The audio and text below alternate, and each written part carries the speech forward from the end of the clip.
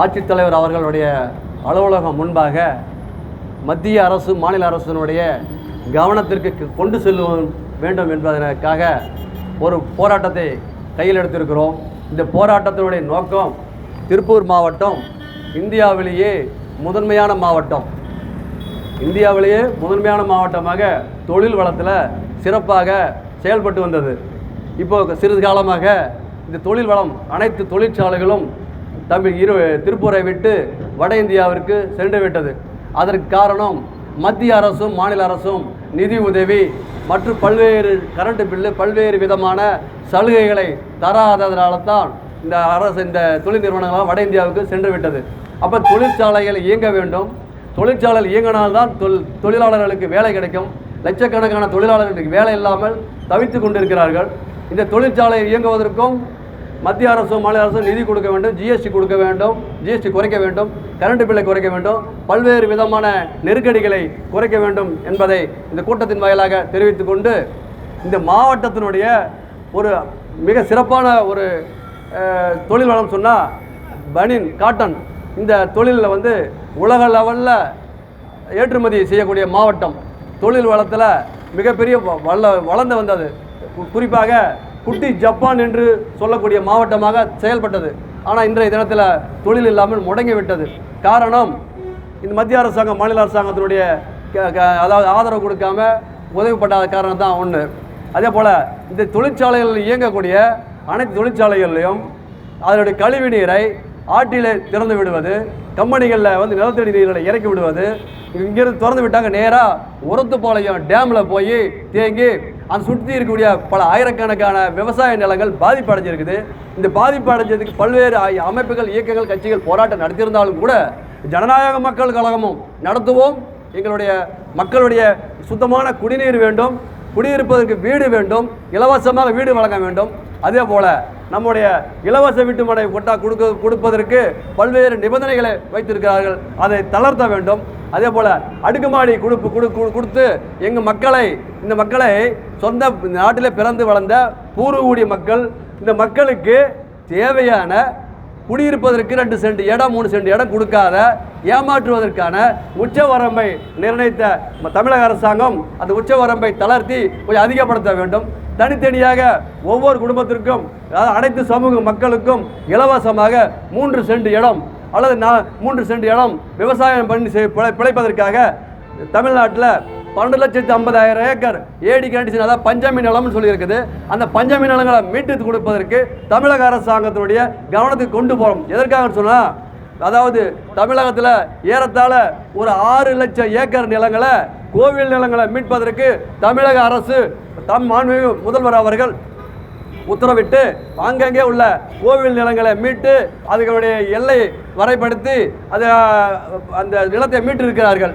அதுபோல இந்த பஞ்சமி நிலம் ஏடி கண்டிஷன் ஆதிதிராவிட மக்களுக்கு வாழ்வாதாரத்திற்காக ஆங்கிலேயர் ஆட்சி காலத்தில் கொடுத்த நிலத்தை மீட்டு கொடுக்காமல் இன்னும் காலம் தாமதித்து வருகிற தமிழக அரசை வலியுறுத்துகிறோம். மீட்டு கொடுக்க வேண்டும். இல்லை என்று சொன்னால் நிச்சயமாக தமிழகம் தழுவிய இதுபோல எங்களுடைய இயக்கங்கள் சார்பாக, தோழமை அமைப்புகள் சார்பாக அனைத்து கட்சி தலைவர்களையும் ஒருங்கிணைத்து மிகப்பெரிய அளவில் போராட்டத்தை முன்னெடுப்பு தமிழக அரசாங்கத்தை திரும்பி பார்க்கும் வகையில் மத்திய அரசாங்கத்தினுடைய செவிகள் எட்டும் வரையில் பேசுவோம் என்பதை இந்த கூட்டத்தின் வாயிலாக தெரிவித்துக் கொண்டு, இந்த கூட்டத்திற்கு அதாவது திருப்பூர் மாவட்டத்தில் அதாவது நம்முடைய இந்த மக்களுக்கு இலவச வீட்டுமனை பட்டா, அதே போல் நம்முடைய இந்த தமிழகத்தில் அனைத்து தொழிற்சாலைகளிலும் உற்பத்தி செய்து அதனுடைய உணவுப் பொருட்களை எடுத்து செல்வதற்கு சணல் சாக்கு பைகளை பயன்படுத்தாமல் பிளாஸ்டிக் சாக்கு பைகளை பயன்படுத்தி வருகிறார்கள். பிளாஸ்டிக் சாக்கு என்பது நம்ம டீ குடிச்சிட்டு கீழே போடக்கூடிய கப்பு.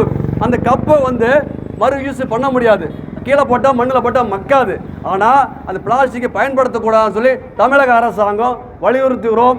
தடை செய்ய வேண்டும். பிளாஸ்டிக் உற்பத்தி சாக்கை தடை செய்ய வேண்டும். டீ கப்பை, அதாவது மெழுகு பூசிய அந்த டீ கப்பை, அட்டை கப்பை தடை செய்ய வேண்டும். அதை பயன்படுத்துவதை தடை செய்ய வேண்டும். பிளாஸ்டிக் உற்பத்தி செய்ய தடை செய்ய வேண்டும்.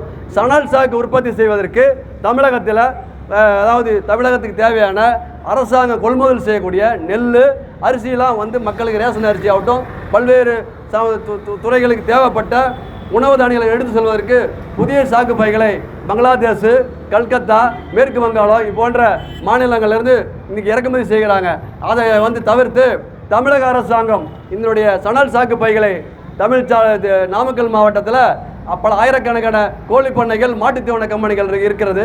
அந்த கம்பெனிகளுக்கு தேவைப்படுகிறது. தமிழகம் முழுவதும் அனைத்து அரிசி ஆலைகள், கோதுமை மில்லுகள், பல்வேறு தவுட்டு மில்லுகள் இது போன்ற அனைத்து தொழிற்சாலைகளுக்கு பயன்படுத்தக்கூடிய சணல் சாக்கு பைகளை உற்பத்தி செய்வதற்கு நாமக்கல் மாவட்டத்தில் மிகப்பெரிய ஒரு தொழிற்சாலை தமிழக அரசாங்கம் நிறுவ வேண்டும்.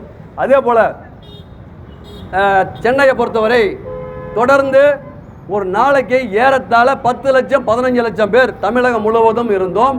கேரளா, கர்நாடகா, ஆந்திரா, வட இந்தியா அனைத்து மாநிலங்களில் இருந்தும் சென்னை தலைநகருக்கு ஏறத்தாழ 15 லட்சம் பேர் வந்து செல்கிறார்கள். அந்த வந்து செல்லக்கூடிய சென்னை மாநகரம் தாக்கு பிடிக்காத அளவுக்கு தத்தளிக்கிறது. ஆனால் மழை காலங்களில் மக்கள் அங்கே வீட்டை விட்டு வெளியே வர முடியாது.